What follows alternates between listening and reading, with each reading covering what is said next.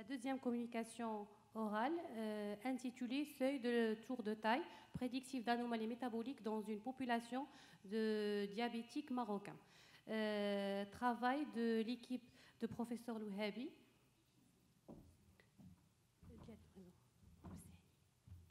Oui, présenté par Dr Chahdi Ouezani. C'est ça? Amziane Hassani. Oui. Donc, merci Madame la Présidente du jury, merci Mesdames les membres du jury. Donc, merci de m'avoir convié à participer à cette conférence. Chers maîtres, chers collègues, honorable assistance, permettez-moi de vous présenter notre exposé intitulé Seuil de tour de taille prédictif d'anomalies métaboliques dans une population marocaine de diabétiques à propos de 1034 cas. Et afin d'aborder notre présentation, nous allons adopter le plan suivant. Nous allons commencer par une introduction, ensuite les objectifs de notre étude, afin de détailler les matériels et méthodes utilisés dans sa réalisation, ensuite les résultats afin de pouvoir les discuter avec d'autres données de la littérature et enfin une conclusion. Maintenant, en guise d'introduction, donc le syndrome métabolique consiste en l'association en plusieurs facteurs de risque cardiovasculaire conférant un risque accru de morbidité cardiovasculaire et inclut l'obésité abdominale. Et donc, afin d'éviter cette confusion et de standardiser les définitions, la Fédération internationale du diabète a élaboré un consensus harmonieux en 2009 faisant que le tour de taille il soit envoyé à la population étudiée. Et donc, dans cette perspective et afin d'éviter ce souci, nous allons donc mener une étude dont les objectifs seront de déterminer donc le seuil de tour de taille comme indicateur d'anomalie métabolique afin de proposer un seuil de taille optimal à partir duquel on voit apparaître le risque cardiovasculaire et qui serait adapté à notre population marocaine. Maintenant, pour atteindre ces objectifs, on avait utilisé les matériels et méthodes suivants. Il s'agit d'une étude rétrospective épidémiologique, descriptive et analytique de diabétiques hospitalisés dans notre formation au service d'endocrinologie, diabétologie, maladies métaboliques et nutrition du CHU Hassan II de Fès, à partir de dossiers médicaux et de bases de données de patients hospitalisés, afin d'étudier les mesures anthropométriques des variables quantitatives et qualitatives y inclus donc les bilans biologiques réalisés. On avait inclus la population marocaine des patients adultes, diabétiques 1 et diabétiques type 2, et on n'avait pas inclus les femmes enceintes, les diabètes secondaires et les autres ethnies. Il s'agissait essentiellement des facteurs recommandés par la Fédération internationale du diabète, comme vous savez tous, et on avait étudié statistiquement par le logiciel SPSS, la version 21, à travers le test de Pearson pour montrer les corrélations positives, la courbe de Roch, caractéristique du fonctionnement du récepteur, afin de détailler les sensibilités et les spécificités des souilles de tour de taille pour détecter chaque anomalie métabolique afin de trouver un cutoff optimal à partir duquel on voit apparaître les maladies métaboliques avec une différence significative si le petit p est inférieur à 0,05. Donc maintenant, chère présidente, chère honorable assistance, on va passer aux résultats trouvés dans notre série. Il s'agissait d'une population qui est majoritairement des femmes, avec un pourcentage de 61,4% et un sexe ratio de 1,59 en faveur du sexe féminin.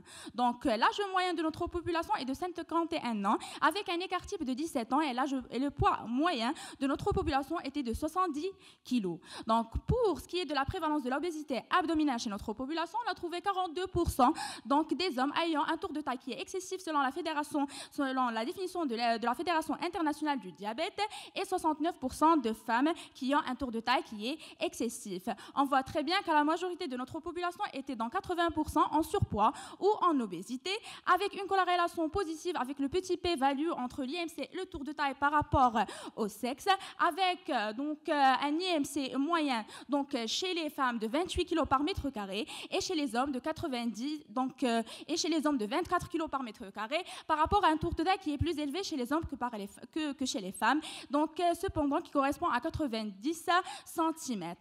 Et donc, cette corrélation était statistiquement donc positive selon la statistique Bivary, avec une significativité bilatérale. Et d'abord, d'après les analyses Bivary, on avait constaté ce résultat qui est très positif. Maintenant, par rapport au reste de facteurs de risque cardiovasculaire, on a l'apparition de l'HTA dans 65% des cas, la dyslipidémie dans 52% des cas, et toutes les variances donc de la dyslipidémie, notamment les triglycérides qui sont élevés élevés dans 69%, les LDL qui sont élevés dans 42% et les HDL qui sont bas à 63% de la population. Maintenant, concernant la courbe de ROC obtenue à travers donc, la convergence des points de sensibilité et de ses spécificités pour le tour de taille, était à partir d'un tour de taille qui est à 97 cm chez les hommes pour voir apparaître l'HTA, 89 cm chez les femmes pour voir apparaître notamment l'HTA. Pour l'hypertriglycéridémie, c'était à partir d'un cutoff qui est à 85 cm chez les hommes et 87 cm chez les femmes. Donc pour l'hypo-HDLMI, c'était à partir d'un tour de taille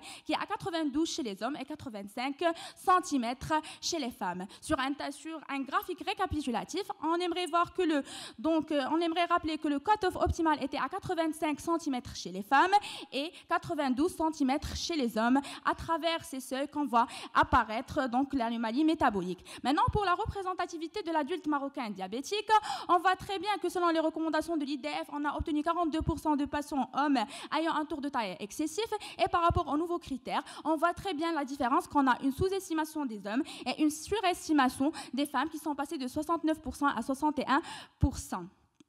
Donc, qu'en est-il maintenant de nos résultats? On voit très bien que les résultats reflètent idéalement la prévalence de l'obésité centrale chez les femmes et chez les hommes marocains. Maintenant, passons au chapitre de la discussion.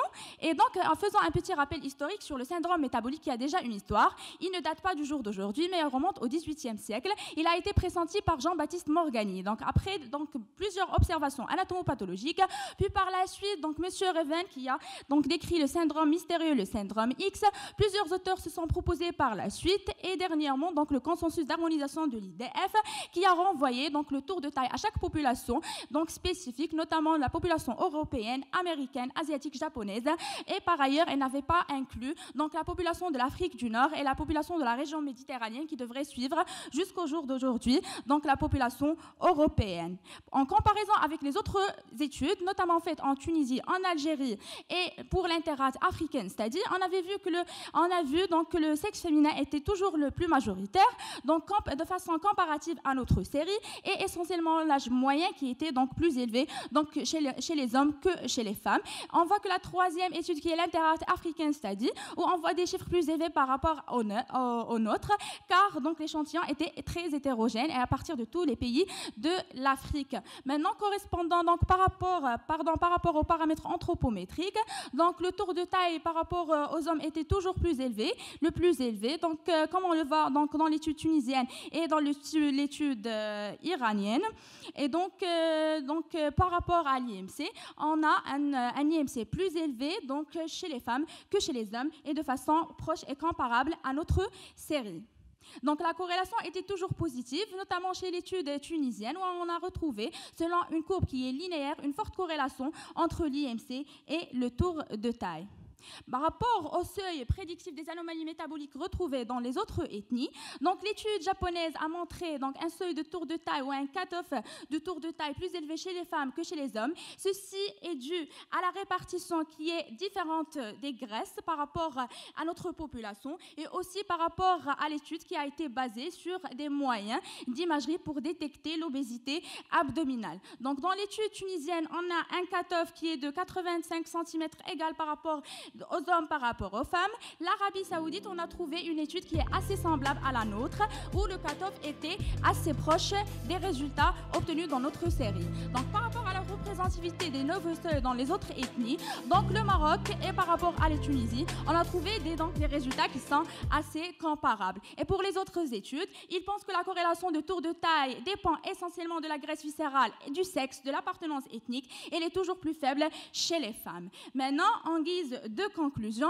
sur la base de l'analyse de la courbe de ROC, nos résultats suggèrent que le tour de taille souhaité est de 85 cm pour les femmes et de 92 cm pour les hommes, afin de voir apparaître les anomalies métaboliques, sous le souhait de revoir ou de voir dans les prochaines études épidémiologiques des études qui seront réalisées à l'échelle nationale afin d'adapter ce tour de taille ou ce seuil à notre population marocaine. Donc sur cette image, on voit la répartition ou bien l'illustration de l'homme de Vitruve qui a été décrite par Leonardo da Vinci sur la répartition harmonieuse et idéale du corps humain. Et sur ce, je vous dis merci pour votre aimable attention.